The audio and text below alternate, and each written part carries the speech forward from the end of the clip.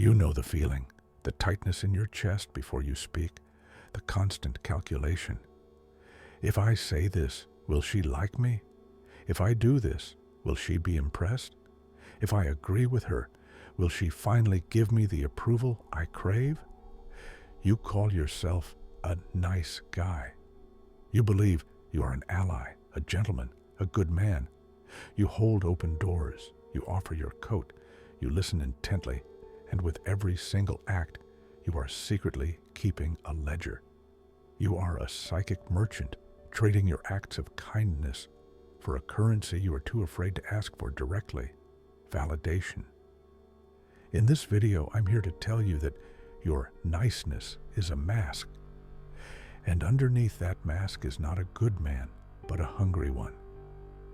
A man so hollowed out by his need for approval that he has forgotten the most fundamental truth of his own existence. A man's worth is not a thing to be requested from the world. It is a throne to be built within his own soul.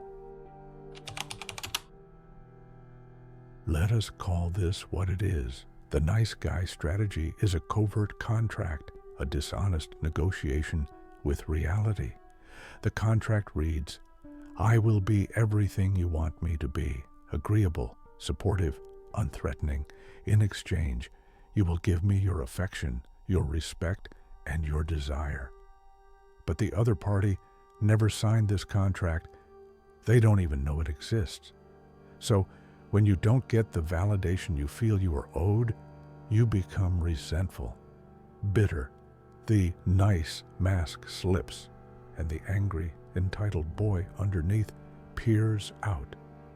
This is the path of the man with no internal frame. He is a satellite, desperately searching for a planet to orbit. He changes his opinions, his hobbies, even his core beliefs, to match the gravitational pull of the woman in front of him. He thinks this makes him desirable. In reality, it makes him invisible. He is a ghost, a chameleon who has blended into the background so perfectly that he has ceased to exist. Why do you do this? Why do you willingly surrender your own sovereignty? The answer is that you were never taught to claim it. For many men, the first woman they ever tried to please was their mother.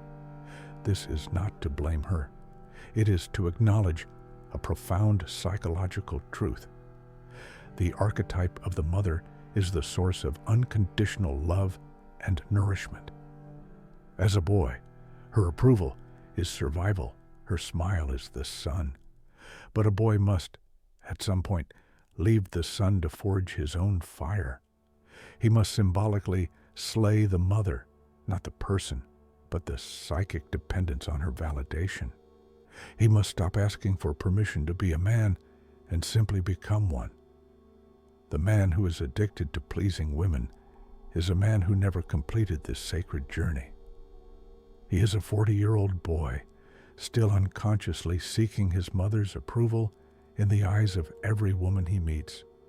He places her on an internal throne and makes her the queen of his psychic life.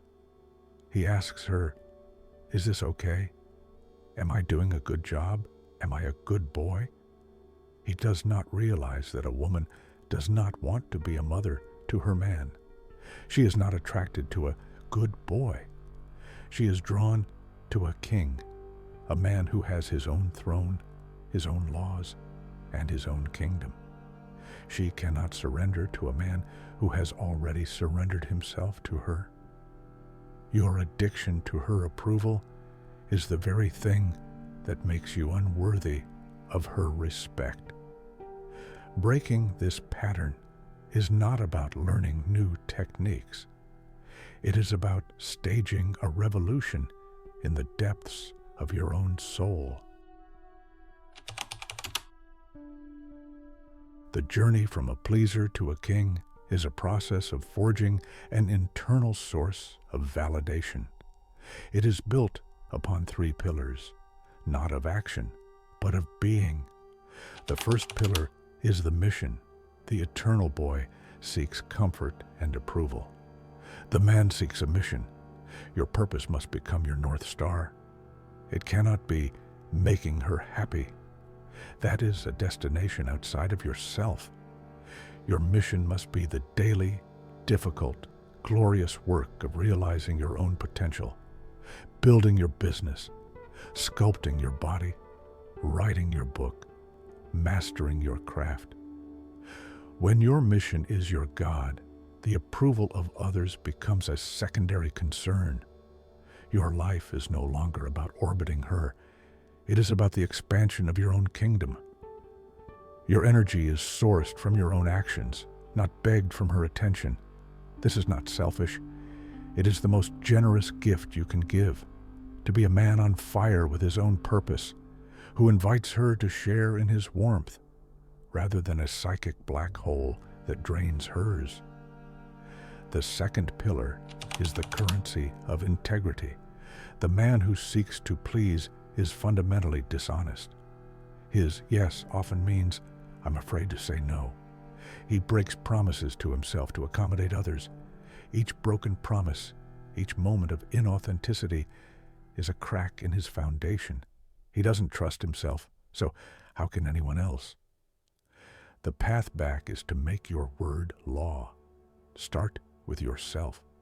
If you promise yourself you will wake up at 6 a.m., you wake up at 6 a.m. If you promise yourself you will read 10 pages, you read 10 pages. You rebuild self-trust, the bedrock of all masculine energy, one kept promise at a time. This integrity creates a spine, a non-negotiable center. You become a man whose actions and words are one and the same. The third pillar is the authority of truth. The pleaser avoids conflict at all costs. He will swallow his own truth to maintain a fragile peace. He believes this is kindness. It is contempt. It tells the other person, "You are too weak to handle my reality." The man speaks his truth calmly and with respect, but without apology. He states his disagreements, his boundaries, his desires, not as an attack, but as a statement of fact. This is who I am. This is where I stand. Speaking your truth is the ultimate act of respect. It grants the other person the dignity of dealing with the real you, not the curated, fearful representative you've sent in your place. When you build your life on these three pillars, a profound shift occurs. You stop trying to generate attraction. You stop performing. You simply are. And a man who truly is, who is anchored to a mission, whose word is law, and whose truth is non-negotiable, develops a quality that cannot be faked. He develops gravity. His presence has weight. His silence has meaning. His validation comes from his own soul, so he is not needy for the validation of others. He is no longer a satellite. He is a star. He generates his own light, his own heat. He is not seeking a world to complete him. He is a world. This is the man who cannot be manipulated by approval or disapproval. He is an oak tree, not a leaf in the wind. This is the man a woman can finally trust, the man she can finally surrender to, not because he tried to impress her, but because he was so busy building his kingdom that her respect became the inevitable consequence. So stop trying to please. Stop trying to impress. Stop performing for an audience of one. Turn the lights off on that stage. Go into the darkness of your own inner world and start the hard, lonely, glorious work of building your throne. The man you are destined to become is waiting, and when you finally meet him, you will realize his approval was the only one you ever truly needed.